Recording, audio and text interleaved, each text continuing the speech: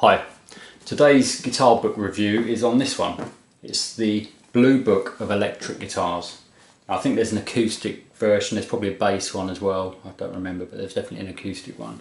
And this, I think you can still get this book. This one, like a lot of my books I'm reviewing, this is an old one. I've got this in 1998 and the book was first published about 92, 93, something like that. And all it is a book giving you an idea of the value of second-hand guitars. That's basically it.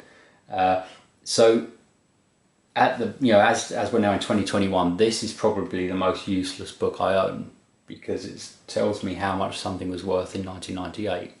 So that's not a lot of use, but it's probably interesting to look things up, which I might do at some point. But I think there's probably a new version of this. This is the 5th edition. There's probably like a 30th edition or something now. I would imagine it's still going. I haven't checked. I did have a quick look before doing this video, and there's a second-hand one on Amazon for £214, I think it was, a book like this. So you could always buy that. Anyway, the way it works, it was a really good book. It's a bit irrelevant unless you can get a new version, but if you can get a new version, then it's a really good book, and the way it's laid out is brilliant. Tells you a few things about what to look for when you buy second-hand guitars.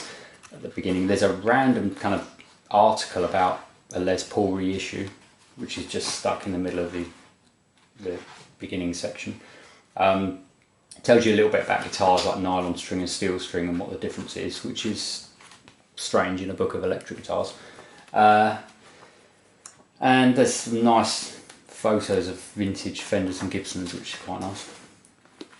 Worth keeping the book just for that. So the way it works is you look up a guitar. So if I look up, I don't know, I'll look up, imagine I've got imagine we're in 1998, I've got an old SG or an SG standard. Not an old one, just an SG standard I want to sell. So look up Gibson. Here's Gibson.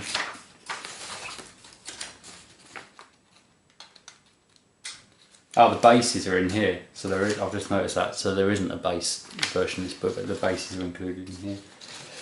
Right, so SGs I would have expected to be after Les Pauls, which they're not. So that's strange. Oh, here we go.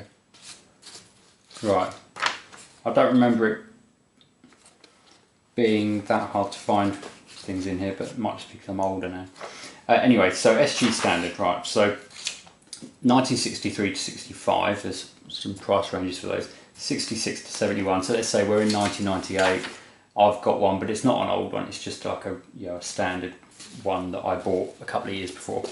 So that would just be SG standard, no year mentioned. Describes the guitar, and it says the manufacturer's suggested retail price. The prices in this book are in dollars. I don't know whether they did a pounds version, but I probably not, because I'd have bought that one. So an SG standard, it tells me here, it would have been $15.99 new. In 100% perfect condition, they're suggesting £1,100. 98% mint, $950. 95% condition, $850. And it goes down in increments until you get to 60% condition. So 60%, which they're classing as just good, they're saying $395. So it sounds a little bit low to me, but then I am thinking of that now in relation to what a new one would cost, how much it would depreciate if it was still at 60% condition. But I remember when I used this at the time, for a few years when I first got it, it was really good and really useful and probably pretty accurate, the values that they put on things. So anyway, it's an interesting book. And whether it's worth having or not all hinges on whether you can buy it now, and I should have checked that before doing this video, but I just had a very quick look and just found the really expensive second-hand one. But I'd imagine they probably still do publish it, but maybe not because of the internet and that. Maybe they don't do it now. But so yes, that one.